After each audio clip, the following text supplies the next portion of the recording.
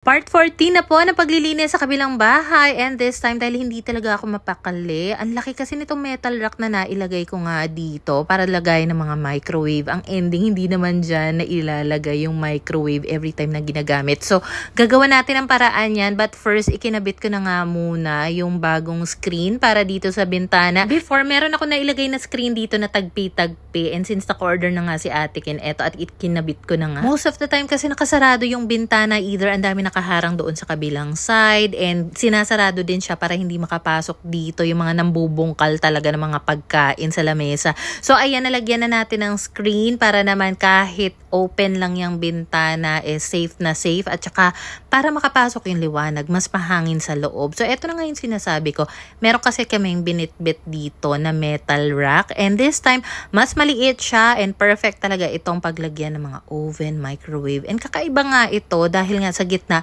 meron siyang metal support. Medyo struggle lang talaga siyang i-assemble dahil napakarami niyang screw. And eto na nga pala yung final look niya after naming ma-i-assemble. As you can see, sobrang ganda naman niya, kaya worth it na rin yung effort at pagod. So ang bala ko talaga ay ilipat yung bagong metal rack dito sa may likod ng pinto. Kaya naman aalisin ko na itong plastic rack dito nga sa likod ng pinto na pinaglalagyan ng ibang appliances. Kaya ko pala ililipat dito sa likod ng pinto yung bagong metal rack para anytime na gagamitin yung microwave, yung oven, at least hindi na mag-worry na may mga kurtina sa likod. So inusog na lang namin ni Pingo yung malaking cabinet para magkasya itong water dispenser sa likod ng pinto. Ang kagandahan lang din sa ganitong metal rack, adjustable yung height per layer niya. So after ko nga mailagay itong puting microwave, naisip ko na dapat pala sa ibabaw na layer pa siya, kaso hindi kasya. So ito nga, at for the adjust nga ako ng layer wherein kailangan ko i-unscrew lahat. Alam mo, may papayo ko sakaling bibili kayo ng ganitong klaseng metal rack, ha. Sukatin yung maigi kung ano yung mga ilalagay nyo dito para naman once na ma-set up mo na yan yung mga layer, alam mo na kung ano yung height na mag-work sa kung ano mang ilalagay mo dito, mapa-microwave, oven, or rice cooker, kung ano pa man yan. So at least napagkasya ko naman lahat ng mga kailangan mapagkasya dyan. Nag-ready na rin ako dito ng extension cord para in case na kailangan nilang gamitin yung microwave at oven, hindi na nila ililipat pa yung mga yan doon sa Nara cabinet. Ang kagandahan lang din, may mga butas-butas dito sa metal rack. So naglagay lang din ako ng mga hook dyan para sa basahan at saka sa dedicated extension cord.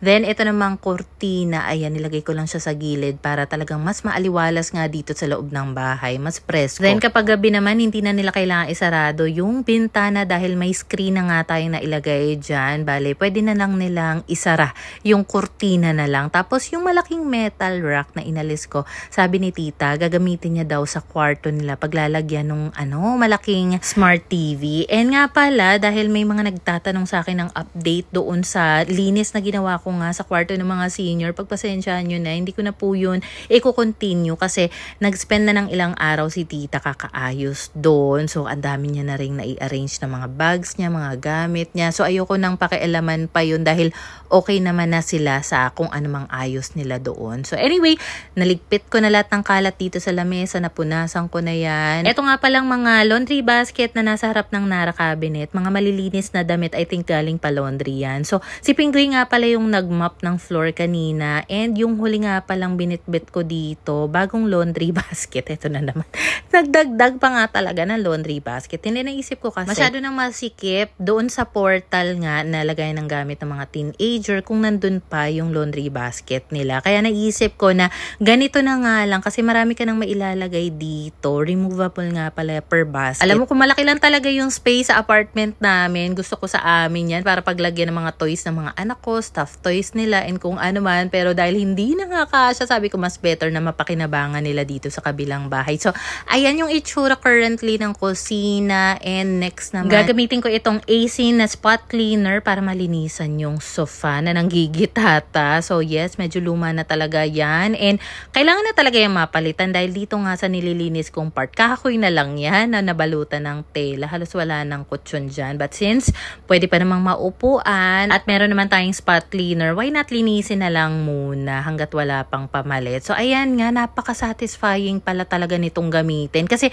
may iba't iba siyang attachment. Yung unang ginagamit ko nga pala dito, yung may brush attachment. Para nakukuskus ko rin siya. Yung ganitong spot cleaner, maganda siyang gamitin dahil hindi lang siya pang sofa. Pwede siya sa mga kutsyon, mattress, mga stuffed toys, car seat.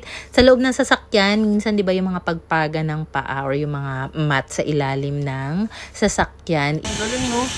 Kita ko yung dumi, oh, yun, oh.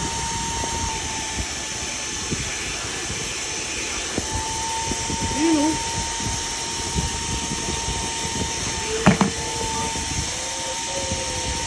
Siguro kung matagal na kami merong spot cleaner, hindi siguro hahantong sa manggigitata itong sofa. At saka mas better talaga na after nga itong ma-vacuum, dahil kita mo naman may pagkabasa-basa siya, mas better paarawan sa labas. Since medyo hapon na yan, hindi na magagawa yun. So ayan, napakadami talaga nahigop na dumi.